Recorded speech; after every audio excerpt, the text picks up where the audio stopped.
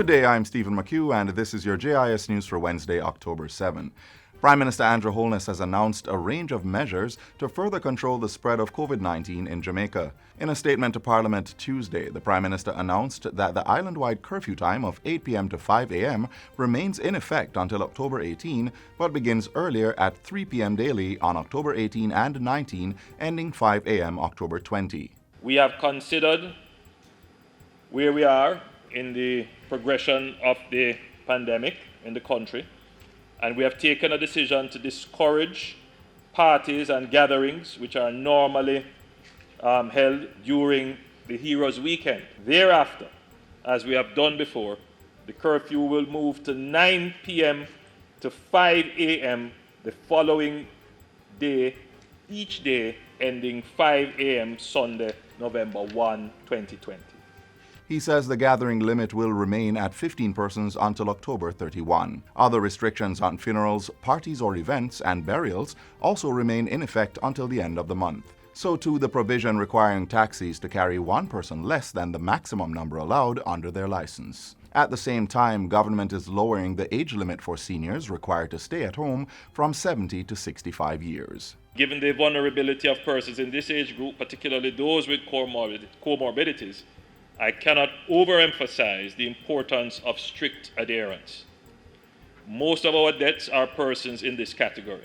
Meanwhile, Whitfield Town in Kingston and Waterford in St. Catherine have been placed under longer curfew hours and other restrictions on movement to curtail the spread of the virus in these areas. While making the announcement in Parliament yesterday, Prime Minister Andrew Holness revealed that Whitfield Town had 21 cases, while Waterford had 24 active cases and 5 deaths. He says both communities are among highly trafficked areas across the two parishes, which are of special concern for an exponential rise in cases due to their dense populations.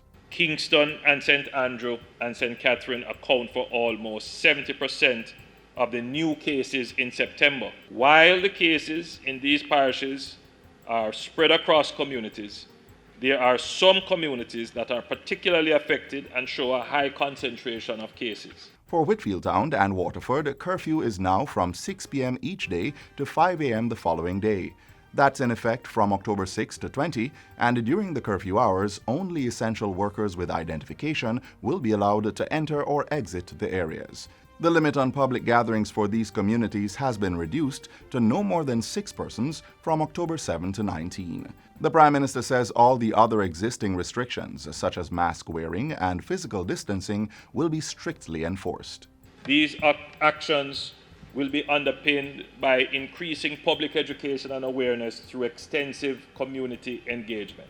Changes have also been made to border restrictions under Jamaica's Controlled Entry Program to facilitate timely processing of a much larger number of applicants. With effect from October 10, both PCR and antigen tests will be allowed under the pre-testing requirement for visitors from high-risk countries.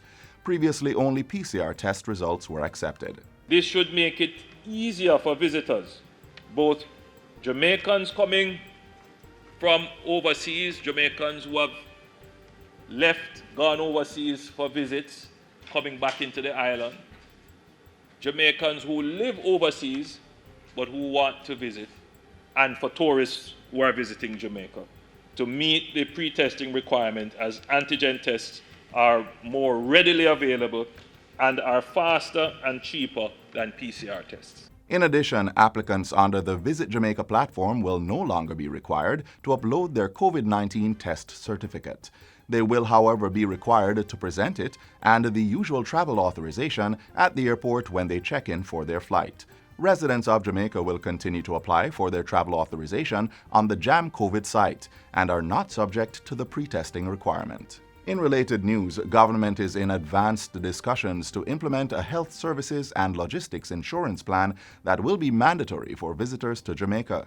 It's expected to come into effect November 1 this year and will be funded through a cess that will be charged on the tourists' tickets. This will cover COVID-19 testing, medical treatment locally, and air transportation back home in the case of a medical emergency. We understand that this new generation of travelers require health security and safety and destination assurance that give confidence, so that when they leave where they are and they come to us, they would feel that they will be safe to return home and have a safe, secure, and seamless destination experience. The tourism minister was speaking at the official reopening of Zoetry Resort in Montego Bay on Friday.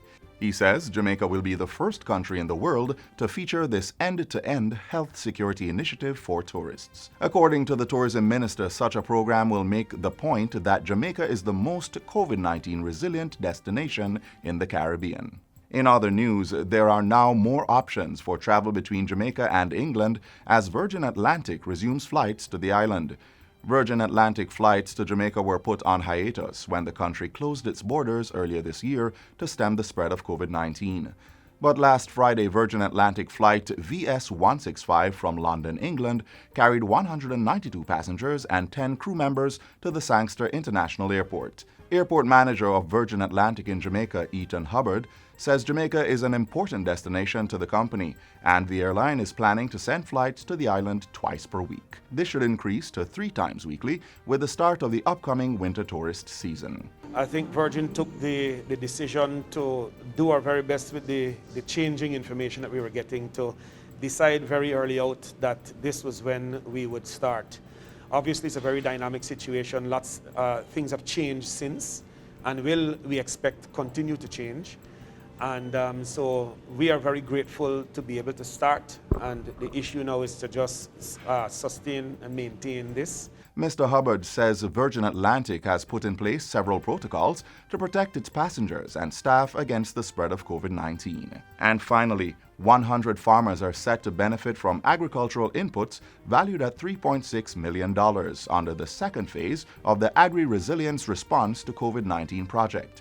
Beneficiaries will be drawn from the parishes of Kingston and St. Andrew, Portland, St. Anne, and Clarendon. The project is being funded by United Way of Jamaica and implemented by the Jamaica Agricultural Society, JIS.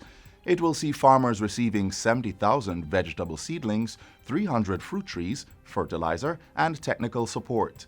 Select farmers will also receive a cash grant of $30,000 each. First Vice President of JIS, Denton Alvaranga, has lauded the partnership with United Way, which he says will assist the farmers significantly and help to enhance the sector. And that's it for JIS News Today. I'm Stephen McHugh. Thanks for watching.